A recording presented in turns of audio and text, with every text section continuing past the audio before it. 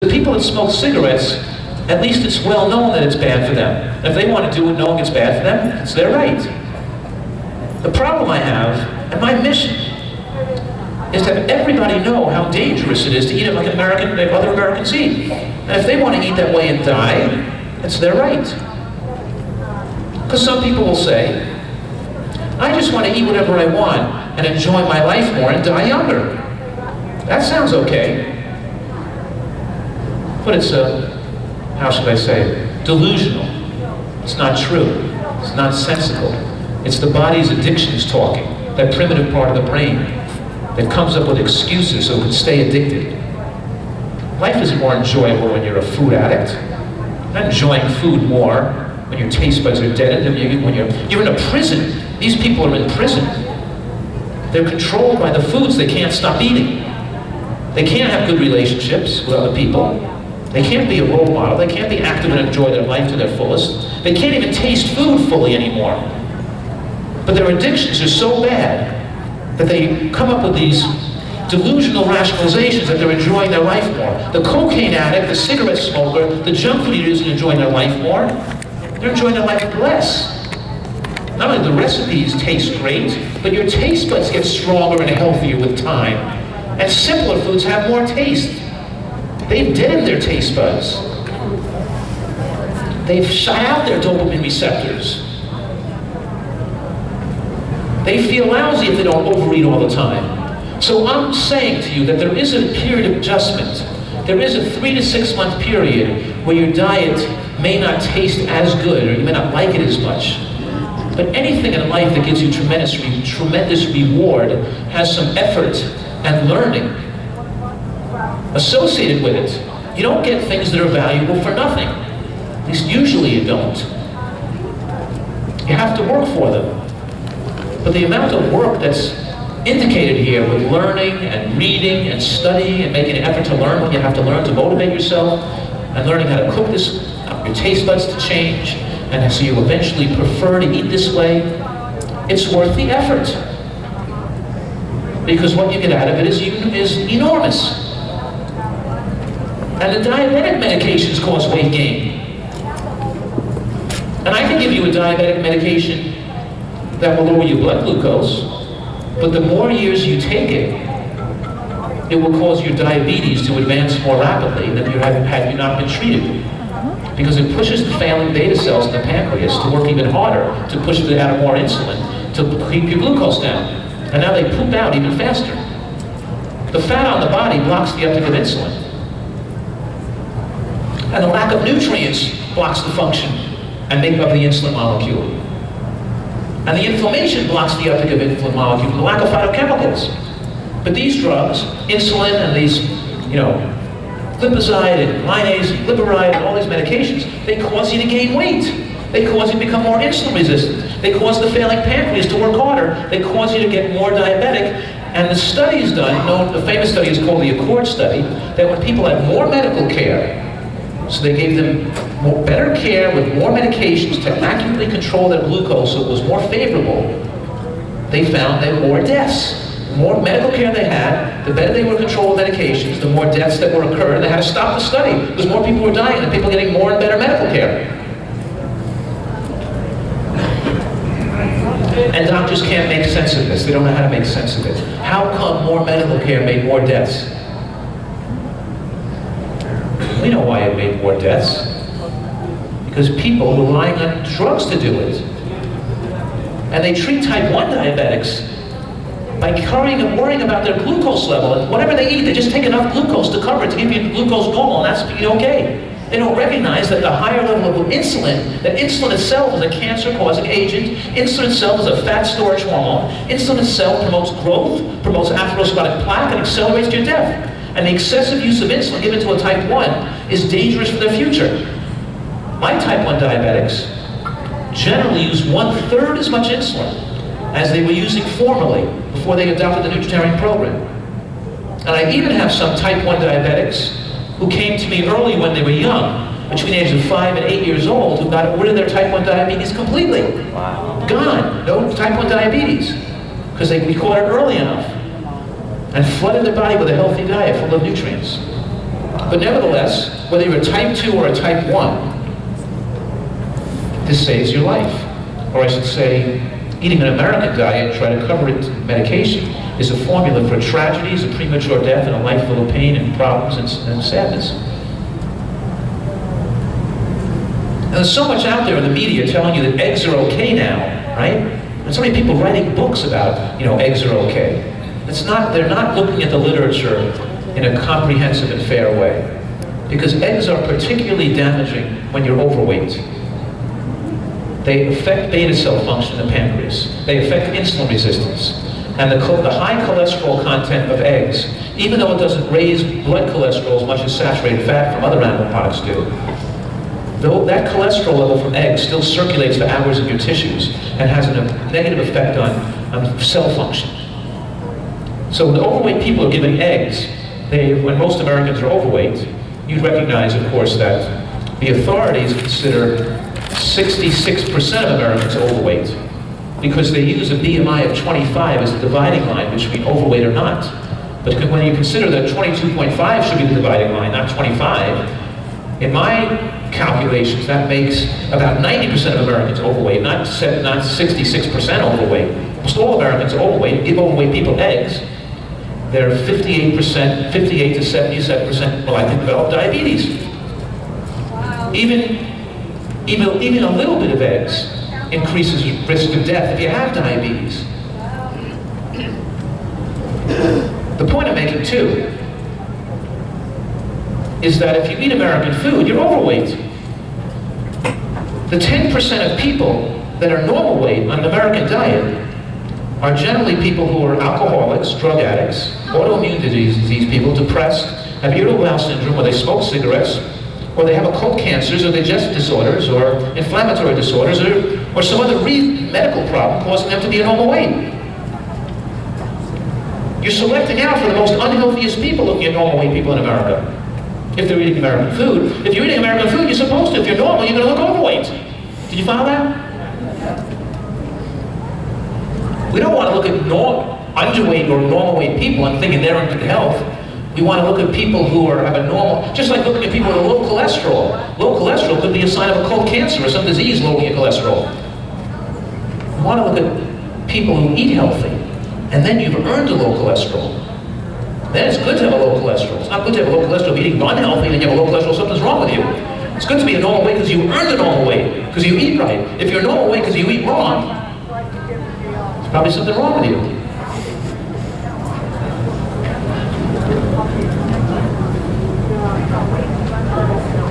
I think Dr. Goldhammer made some reference to this. But people through the generations, when we were, over the millennium of years as species, well, that's right. I mean, there's nothing genetically defective about people that are overweight. Nothing wrong with them. It's actually a genetic advantage. Because had that same body been alive 30,000 years ago when food was hard to find, they could have survived on little cactus roots and some berries and pine nuts they found. But thrust into today's environment of all this food around us and people eating 3 meals a day of all this high-calorie, calorie-dense, low-nutrient food, they rapidly become diabetic and overweight and sickly. Nothing wrong with them. As a matter of fact, they've inherited a naturally slower metabolic rate. And the slower your metabolic rate, the longer you live. And the slower your metabolic rate, the less food you need. And when you can eat less food and be a normal weight, with that genetic tendency to be overweight, those people are the ones that have a potential to live more than 100 years of age. The people that can really live the longest are those overweight genetics who are not overweight. Did you follow that? It's not a defect. The defect is our diet style that we're feeding these people that's killing them. Because they have such a good body that could have survived with so little food.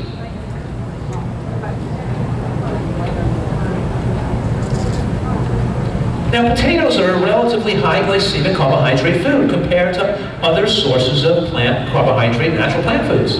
And studies on potatoes show that as a person becomes more overweight, the glycemic damage is enhanced. So potatoes are more damaging the more fat you have on your body, because the glycemic effects are magnified the more insulin resistant you are. So the studies show that, for example, here's some studies show that in obese women, that as you eat more potatoes, it increases your risk of developing diabetes. When you substitute whole grains for potatoes, diabetes risk goes down by 30%. Just like when you substitute other sources of carbohydrate for white rice or white bread, like substituting whole grains for white bread, diabetes risk goes down 30% too. But when you substitute beans for whole grains, diabetes went down by another 40%, over that 30%. Did you follow that?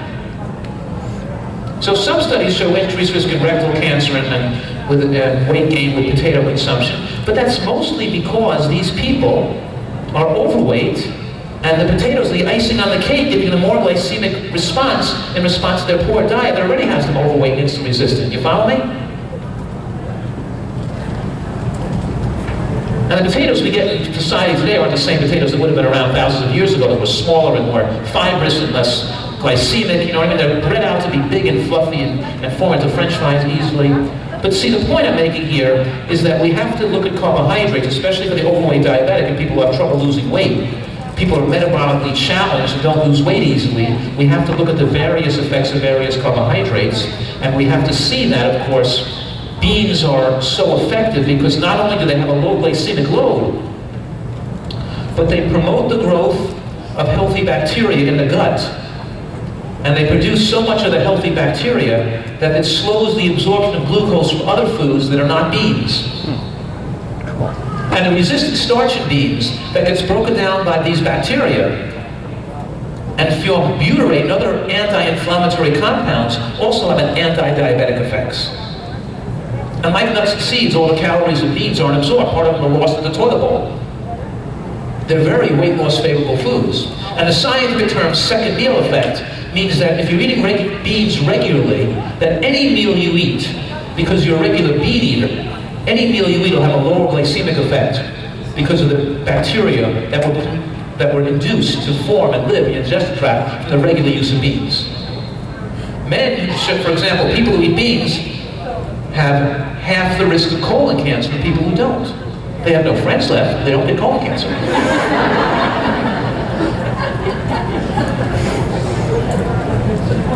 But the second meal effect isn't really the second meal effect, because it goes on to the third, fourth, fifth meal. Any meal you eat is going to have a lower glycemic effect because you're a regular bean eater. Like the Harry Potter movies, like one of the houses that are what are they, the bean eaters, the mean eaters, or some kind of eaters, but they sound like the bean eaters.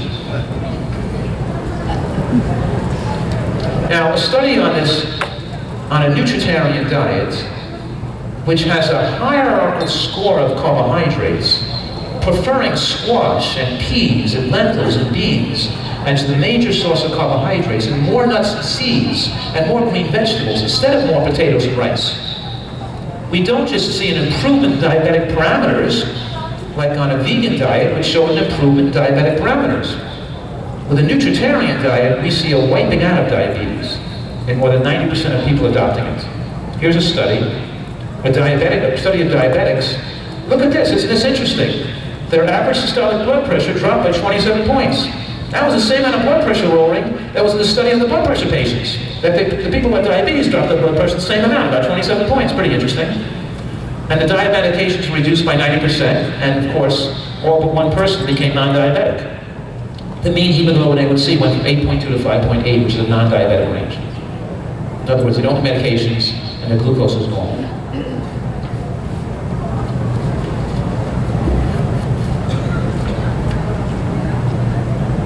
Now, I'm just using this slide to remind myself about this nutritional excellence therapeutically doesn't just reverse heart disease and diabetes, it also as effectively treats autoimmune conditions like psoriasis and rheumatoid arthritis and depression and asthma and allergies. These things improve. And there's certain disease-specific protocols, like the use of morning light therapy and high dose EPA, maybe a low dose of saffron, with depression, so people can avoid the use of medications. Why not just take a drug? Well, because the drug not only could have toxic effects, but the drug could make you dependent on it. So instead of your brain getting back to normal, You're supplying the serotonin it needs with the drug, and now you suppress some of your own serotonin production, so that as the months and years go by, you become more dependent on the medication, and you have less ability to potentially reduce your drug use. So the drug actually induced a depression-prone person that's hard to be treated without drugs now, that they've been on this drug a long time. It's much better to deal with the cause and bring the person back to normal again. So they don't have to be on drugs the rest of their life. When you have to be on drugs the rest of your life, the longer you're on them, they stop working, and you have to take more and more drugs as you go on in your later life. Right? The more drugs, you build up tolerance to them. And the drugs used for autoimmune diseases that suppress immune function, those drugs, all doctors know they increase, those drugs are powerfully cancer-causing drugs. That's why they give you a special doctor called a rheumatologist, who is a specialist in knowing how dangerous these drugs are, so he has to monitor your blood tests every month to make sure you're not getting cancer, so you can stop the drugs before you get cancer. Once your blood test shows you have a damage or get cancer, and so you stop the drug, you don't not get cancer anyway. These specialists, to protect themselves from being sued by following considerable protocol that all doctors follow, and as long as they comply with the standards that other doctors use, they're protected. But inherently, the nature is giving people drugs that cause cancer to begin with.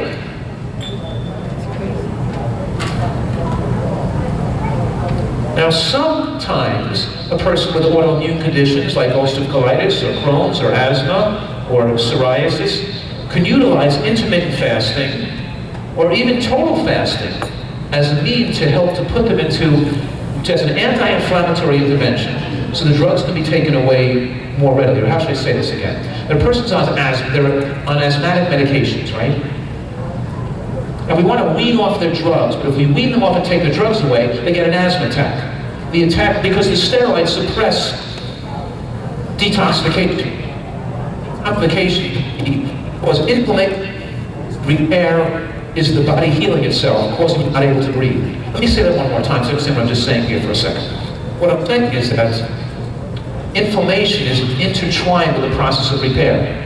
In medical school, quoting a medical textbook you'll learn as a medical student says,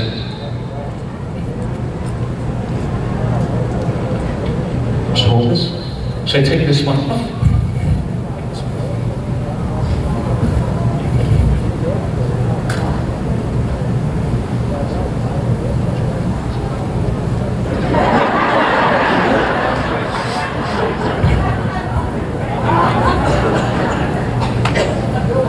Okay, that's rolling over.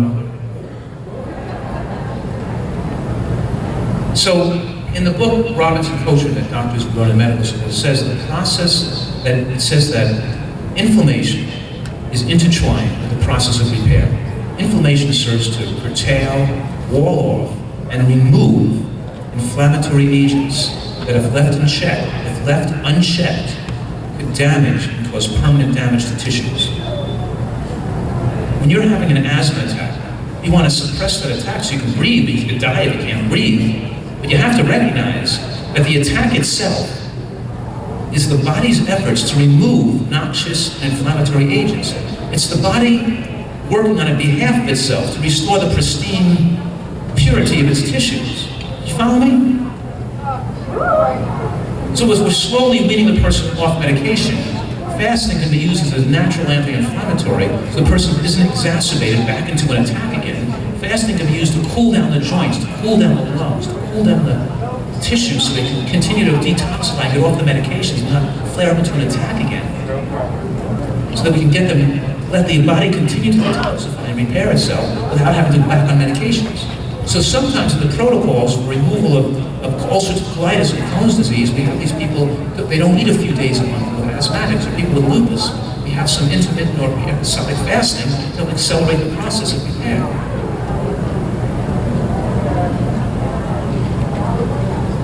Now here's some data collected on people who are members of the Dr. Fuhrman website.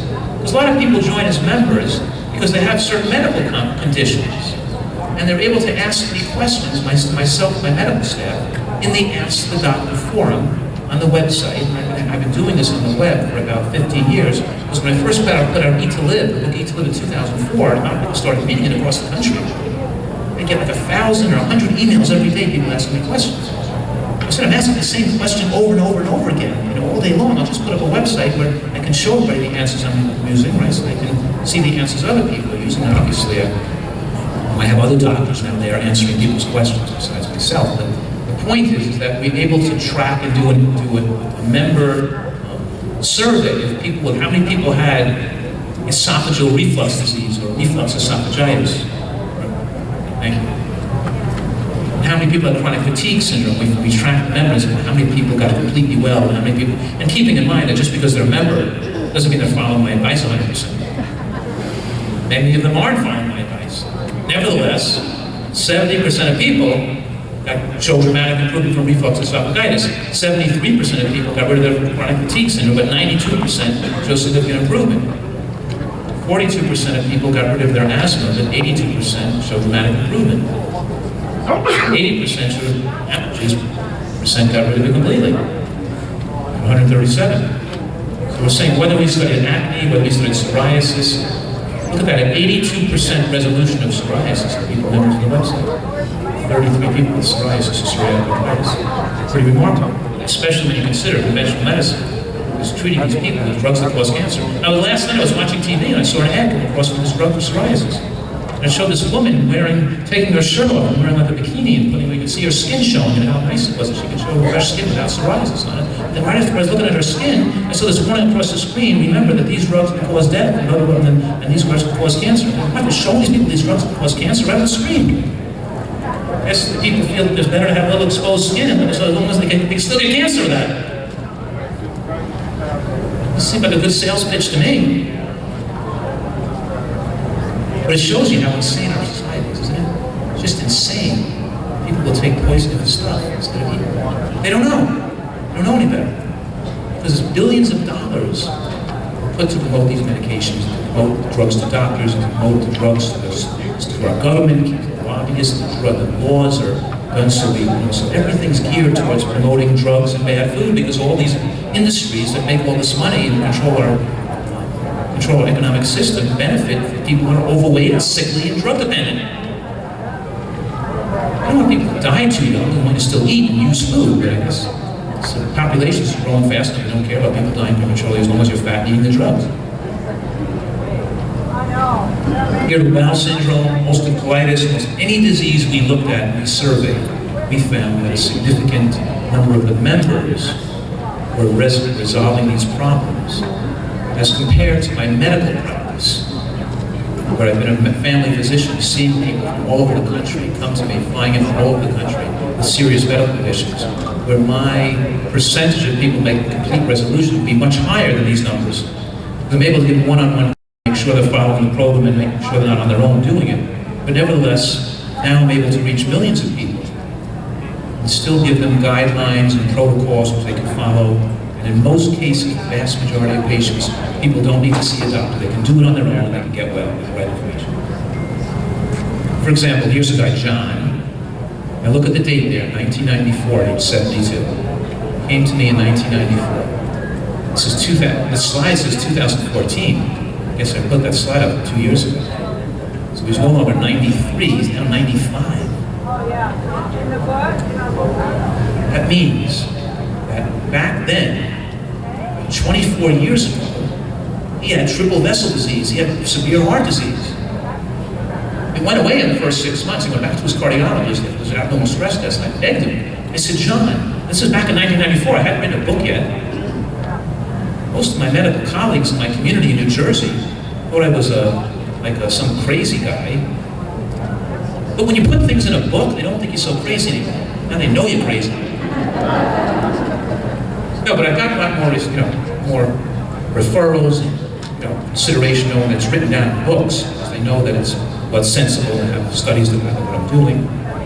But anyway, so back then in 1994, he goes back to his cardiologist with his chest pains gone, with his stress test normalized, and the cardiologist says to him, wow, I've never seen in my 20 years of practice anybody get well from heart disease before. That speaks like the cardiologist doesn't see anybody get well. Right? Every patient I see gets well. They don't ever see a patient get well.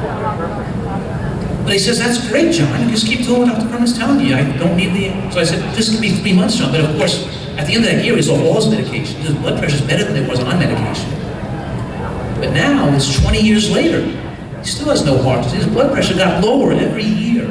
He followed the program. His blood pressure on no medication continues lower. It shows that water runs off a cliff. The waterfall hits the rock, and then after 30,000 years, the rock splits in two. The rock wasn't aging. The water hit it every day.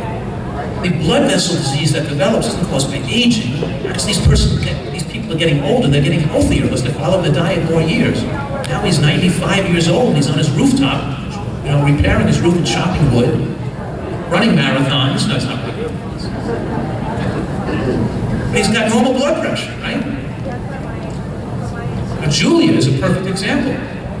3 heart attacks in 3 months. We learned in medical school that most people are dead with their third heart attack. Very usually alive after a third heart attack. But she was nearly dead at that point. She couldn't walk. She was confined to a wheelchair. She couldn't even get up and move around. About 10 different medications. Of course, she didn't eat vegetables. She came to my office in a wheelchair. She made a complete recovery, off all medication, dropped 105 pounds in the first year, be able to walk and garden and have fun in her life again, right? Be able to do all the things. I remember I danced with Julie at her son's wedding. They had a nutritarian wedding. There she is, 105 pounds lighter. She's dead now. No, just kidding.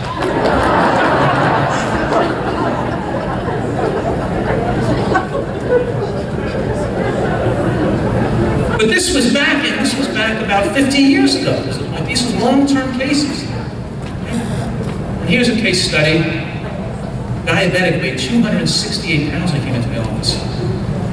He was on 175 units of insulin a day. Those of you in the health professions, it's a huge amount of insulin. Right? And his glucose was uncontrollable, running over 300. His blood sugar was running over 300 a day. I immediately cut his insulin back. Started eating right. He dropped weight. I think he lost 60 pounds in the first couple of months. But in any case, eventually he was able to come off insulin. He was referred to me by a nephrologist who was having an abnormal kidney function. His diabetologist referred him to the nephrologist. The nephrologist referred him to me. Referred him back to the nephrologist. The diabetologist never referred patients to me. Only the nephrologist, the neurologist did. So I kind of think it's running in circles. You know this, if the endocrinologist will patient, they lose the patient gets well. Go back to the endocrinologist, the endocrinologist, what, you pull on carrot sticks the rest of your life? And celery, what they said? You can be like a rabbit? They try to justify them not talking about nutrition by saying, who can live like that? You just need to be a rabbit the rest of your life? Would you rather be on drugs? They tell me. I'll show you this guy running yesterday. Lives in Dallas. A couple of more representative cases here. Here's a guy, 43 years old, weight was 240. His carotid artery ultrasound showed an 80% blockages in his left carotid artery in his neck. He lost 80 pounds, but interestingly, his 80% blockage went to 40% in 1 year. And by year 2, it was undetected, no blockage. 2 years, the obstruction was gone. What I'm seeing in my patients, a huge amount of atherosclerotic reversal in the nutritarian diet, not seen in any other studies. Cardiac interventions. Case 2, middle-aged male on one of those other vegan or vegetarian programs, followed for 3 years while his carotid artery disease in his neck continued to worsen. Starting to adjust the glycemic effect of his diet with more beans, nuts, and seeds and less carbohydrates from potatoes and rice, and his carotid artery disease and more nuts melted away. Case 3. 66-year-old male developed atrial fibrillation after 1 year on a very low-fat vegan diet with no nuts and seeds. Increasing inflammation from his lack of fat in his diet and lack of walnuts and the omega-3 fatty acid, whatever the reasons, lots of reasons why. That nuts and seeds and the pro-anthocyanins and beneficial factors stabilize the heart, make you less chance of having a irregular heartbeat. And of course, his atrial fibrillation went away and went back again as he improved the quality of his diet. Remember, the goal to reverse heart disease is get the body fat down, not to cut out all the fat in your diet. A lot of times, when you cut all the fat out of your diet without nuts and seeds, and too much of the higher glycemic carbohydrates, it makes it harder to get off that last bit of fat on your body. You can't get as lean. But it's important to watch how much you eat too. Because when you flood your body with nutrients and the right balance of foods, you're satisfied with less food. You don't have to overeat anymore. You're eating till you're comfortably satisfied. You don't want to overeat anymore. I was on TV the other night, and the host with me said to me, you're teaching people that they gotta eat more vegetables, right? And I said, yeah, but they know they should eat more vegetables already. That's not what I'm teaching them. I'm teaching them that when they start to improve the quality of their diet, they're going to desire more vegetables more and be more comfortable eating more vegetables and less of everything else. They have to first focus on eating healthy, whether they like it or not. And then, if they get their nutrient levels of their tissues in really good shape, they're going to stop craving food, stop wanting to snack between meals, be comfortable eating less food, and be happier and satisfied without over-consuming calories.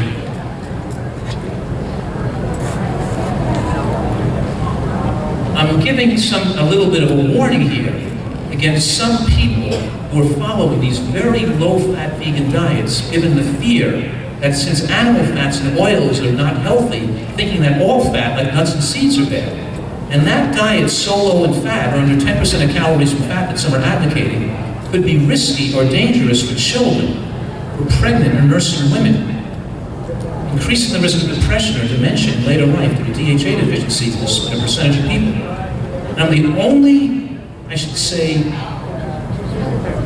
physician who's been advocating and caring for the vegan community for 25 years straight in my office, 30 to 60 hours a week over 25 years, seeing thousands of patients, 10,000 patients all over the country, seeing many people that develop problems that come to me. Most of these other nutritional gurus, advocating people do not see patients and have not seen patients. And they don't see the problems that develop from the advice they're giving. Not analyzing people's blood to develop problems, not seeing all the people that are turned away from the vegan diet, go back to eating meat again if they don't feel well. That's what I'm saying here, that cutting the nuts and seeds out of your diet increases your risk of heart disease. It's not making your diet more protected, it's making your diet less protected. So we have to be careful of having the right relationship and balance of fatty acids in the brain. And they make blood tests today that we can test the people to see that you're not that you have an adequate amount of these beneficial fats. The problem that some people do to use their biases to take chances with people instead of being conservative and erring on the side of caution of things we don't know. You have to always err on the side of caution, not to do anything radical that's going to screw people up, right? But to be conservative with people, we could check a blood test, right? We're not sure. We don't make blanket recommendations for all people, giving the idea that, well, they're not even taking a look. Hands in your head in the sand, think that everybody's okay. Just follow the vegan diet, just take B12. In other words, we have to be more cautious. And when you tell people not to eat nuts and seeds and have this unjustified fear of fat, then you're turning off all the nutritional researchers worldwide to looking at this approach. Because they know that those people advocating that are not consistent with modern science. We want to be consistent with modern science, and we'll turn off the possibility of this being more widespreadly available. A lot of critical issues here, and I'm going to pause here. And take a few questions and answers. So, nutritional excellence includes salads with dressings made with nuts and seeds, not the fear that thinking of walnuts is going to hurt you. And to use soups, vegetable bean soups, made with cabbage and cruciferous greens and onions and mushrooms and beans, lots of bean chilies and bean stews on the weekend, which we eat all week long. Use cooked green vegetables like artichoke hearts, string beans and asparagus, and cooked broccoli every day. Mix some raw vegetables with your cooked vegetables in the same meal, so you supply some of those raw enzymes that are heat sensitive, that help you get more anti-cancer benefit in the cooked vegetables. And remember, one of the reasons why eating some fat in your diet before nuts and seeds increases lifespan is because the fat content of that salad or that meal with the vegetables increase the absorption of the anti-cancer compounds in carotenoids tenfold. A salad with no fat, or the meal with no nuts and seeds and no fat in your diet, makes it very limited the amount of phytochemicals, anti-cancer phytochemicals that can be absorbed, almost 10 times less. He's better in person than he is on PBS. So of course the most important thing is to remove the processed foods and to remember that sweetening agents, even maple syrup and honey and agave nectar and fruit juices and fruit juice sweeteners, those things are still unfavorable for your health and should be used minimally or not at all if possible, especially if you have a health condition. All right, and I have a few of my recent books that are similar, but the end of diabetes focuses on the diet style and the drugs and the procedures and all the information a diabetic has to know to get rid of their diabetes. And if they're a type 1, how to make it so they can live a long, healthy life without these tragedies that happen to other type 1s. Just as important for a type 1. And the end of heart disease, my most recent book, is my biggest book ever. It's 440 pages. It scares people away because it's so thick. But it gives people comprehensive informed consent. In other words, you can't read all that information and learn all the studies to know why people are telling you saturated fat is good and not bad, and why people are telling you salt is okay, and why people are telling you, in other words, we have to go through all these myths. And all the information people need to know the myths, they can make sense of it, look at all the studies and all the data, so they really know with confidence that they're doing something that's based on solid science, solid investigations, and they can do it full-heartedly and have their doctor's support. And I wrote this so any doctor or scientist can pick up these books and realize how well researched and logical and unbiased they are to enable our population really to make meaningful changes. Okay, I have a little extra time here since there's no lecturer coming right back on right now, so I can spend 5 to 10 minutes doing some questions. I would just take maybe about 5 minutes. 5 minutes? Yeah, we need a break, so maybe do a question here. If you need a break, feel free to go to the bathroom and take a break. Dr. Fuhrman, I'd like to know your thoughts on probiotics and probiotics. The question is about my thoughts about probiotics, and I think that if you're taking antibiotics, which would cause cancer, of course, and if you're eating unhealthily, then probiotics can be somewhat useful, but once you're eating mushrooms and beans and raw greens and berries, you produce the natural beneficial bacteria that would make probiotics not necessary. Your body already has enough probiotics when you eat right. But if you don't eat right, and there are certain conditions like inflammatory bowel disease or ulcerative colitis where probiotics can be used therapeutically or useful. There are certain conditions where I prescribe high dose and give probiotics. But I don't take probiotics myself because I eat so healthy and I don't take drugs that kill out bacteria. Okay, next question. Next question here. To what extent can health studies that are done of the general population be considered relevant for people who eat very differently and have very different lifestyles than the general population, such as long-term vegetarians or vegans? Do you have to repeat those same studies on these different populations because they're just going to be statistically underrepresented in the general population studies?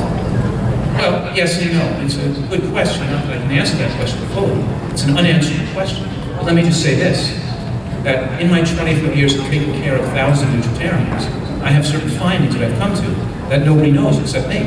Like, for example, nutritarians, people eating this healthy, have their white blood cell counts drop low, out of the normal range. And a regular doctor looking at your white blood cell count could think something's wrong with you and suggest a bone marrow biopsy. But it's normal for a nutritarian to have a white blood cell count between 2 and 5, whereas the normal range is between 5 and 10. And we know from the medical literature that people with lower white blood cell counts live longer and have less cancer, linked to longevity. It's representative of low inflammation, but might be considered abnormal by the conventional community, not used to seeing white blood cell counts that low. That's one example. Another question here. If we're not taking any salt of any kind, what are your thoughts on some kind of iodine, or what should we be doing? That's correct. That the RDI for iodine is 150 micrograms a day. And I recommend people take the RDI for iodine a day. Too much iodine can cause hypothyroidism, too little can cause hypothyroidism. We don't want to be deficient and don't have excess. Some people on the internet tell you excess. And this is when people have an agenda or something to prove.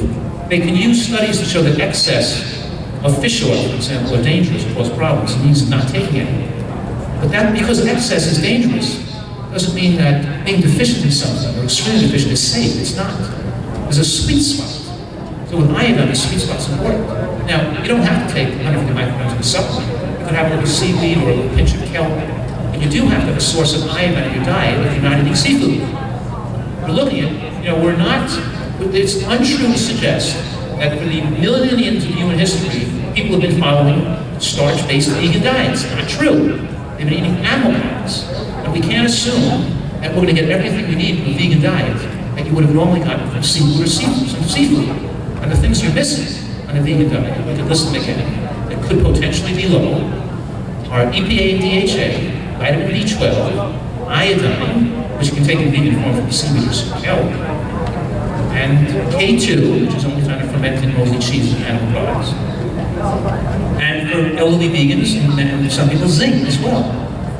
And vitamin D is the sunshine vitamin, we live indoors, so we have to consider that it's never good to be deficient in something.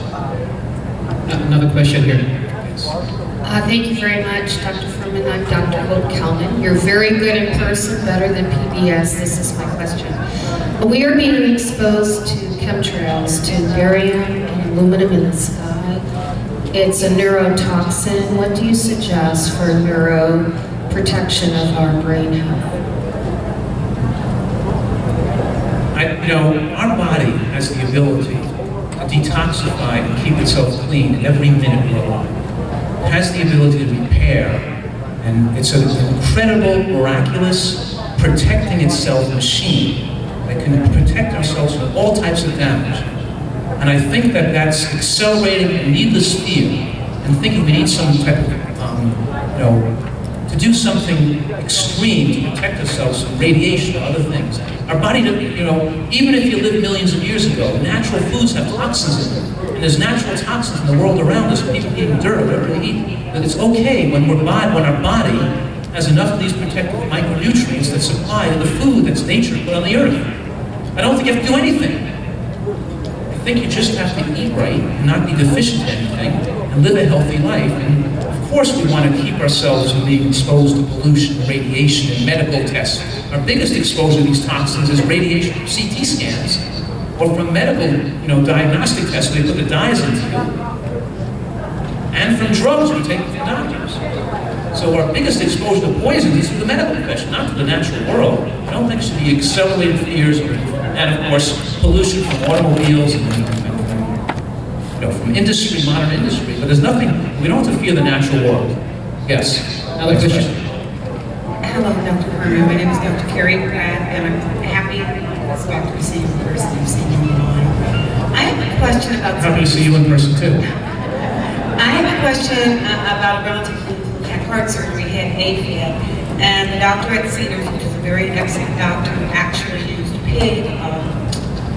Instead of the metal stuff to replace his aorta, it was the pig. Big pig mouth? Yeah, and said that he would not need to continue with cumulative. Unfortunately, his doctor in Washington, I think it was there because he picked your leg, said he didn't have to stay on cumulative. So we had to talk about that last night because the surgeon keeps telling him, you don't need to be on cumulative. That's why I did this type of surgery on you. The pig valve, that's right, a mechanical valve requires a blood thing. It doesn't have to be cumulative. It needs blood thing. A pig valve does not.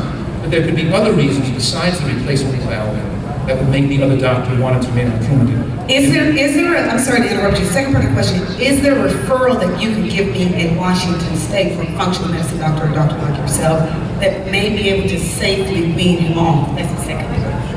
No, I don't recommend generally functional medicine doctors. They're usually doctors that are using.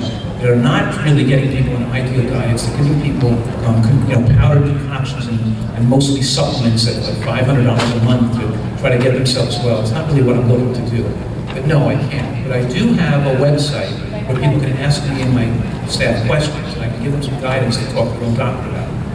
So I don't know in this case. There may be a reason why they're still suggesting Coumadin, besides the fact that he has the valve replaced. Then again, there are blood-thinning drugs that don't have an interaction with green vegetables. And with a healthy diet, you can remove those risks that are requiring the Coumadin to be recommended. So now with the pig valve, without those additional ancillary risks, it can be off the Coumadin. Another question here. Dr. Fuhrman, I'm one of your members, so I get messages every 5 days of the week. And I recently got one that said you have a blood test called, I think it's Oncoblot? Right, and I was diagnosed with bone cancer. And I'm not sure that's true because the first marrow scan came back negative. And because I was tired, I sent it back. Let me answer the question. Well, I want to find out. I tried to get my comprehensive cancer society to take a blood test, and they're telling me it's not FDA approved. It's not yet FDA approved, but yes, it's an expensive blood test. It's not going to be covered by your Right, insurance. and they won't. It costs about $1,000, That's not but it's very accurate at detecting whether you have cancer or not, and it can detect cancer 10 years before mammogram can. right. It's very accurate, and so there are right now, as we speak, there are 4 companies in America that are making different varieties of what they call liquid biopsies. They test breast, they can detect cancer cells in the bloodstream. And that's we're using these liquid biopsies in a study we're doing, the Nutritarian Women's Health Study, following women to prevent breast cancer. And we're diagnosing and finding women who have early diagnosis of breast cancer so we can reverse it. In your case, you can use the Oncoblot to see whether you have cancer present, and that could be a motivational tool to do the whole protocol. But you don't need it. You don't have to have it out. You don't have to spend $1,000. Because whether you have cancer or not, do the same approach anyway. Do the same protocol anyway. Right? And the protocol is the full nutritarian diet with a glass of green juice every day, right, with 1 glass of juice every day, with the extra green tea extract and the extra turmeric or curcumin extract as well as the breast cancer protocol, the extra supplements we give people with breast cancer. So just assume you have cancer. You don't have to diagnose it, because if there's a question that you have cancer, like when men come to you with a high PSA, and we don't know whether they have prostate cancer, they could go for a biopsy, and I could say to them, whether you have cancer or not, just assume you have cancer. Because whether you're going to get it eventually, if you're eating American food anyway, just reverse your PSA, drop it down, eat really healthy, do the protocol, and see if you get rid of it, whether it's cancer or not, so you get well, right? So I'm not necessarily encourage people that they have to spend $1,000 to get an Oncoblot cancer test. Okay? It's just if you really think so. Okay, one last question. One last question. One last question. Who's the lucky person? Comment. Low blood pressure. What do you mean by comment? 90/60. A low blood pressure that's not medicated down is normal, and 90/60 is normal blood pressure. I want to make it clear that when I'm saying a low diastolic is dangerous, that's when it's medicated low. When it's naturally low, that just means you have youthful blood vessels. And unless you're fainting or have some problem with fatigue, it's not an issue. Some people, though, on a low salt or normal salt levels, through all of human history, humans didn't salt their food. We're designed to hold on to salt, not to get rid of it, not to excrete it, sweat salt. We're designed to retain salt. Their diet is enough salt for us. But when some people go from a high-salt American diet to a relatively low-salt vegetarian diet, their kidneys are still excreting a lot of salt. And they under this idea that they should be drinking 8 cups of water a day, that their sodium levels drop, and they're drinking so much water they wash away too much sodium, and they get fatigued or hyponatremia, but the blood pressure will be too low. My point is that when you're eating healthily, you're eating a high water content diet, and you don't need as much water as people need who eat conventional, and you can overdo water, which can cause your blood sodium to get too low, unfavorably so, and cause you to be fatigued or your blood pressure to get too low. I'm not saying that's the case for you. I'm just making that general warning to the rest of the people. Right? And your 90/60 is the same blood pressure as children, and it could be a healthy eater and you're exercising, that's what you want. That's supposed to be. Thank you guys. So with that, let's give it up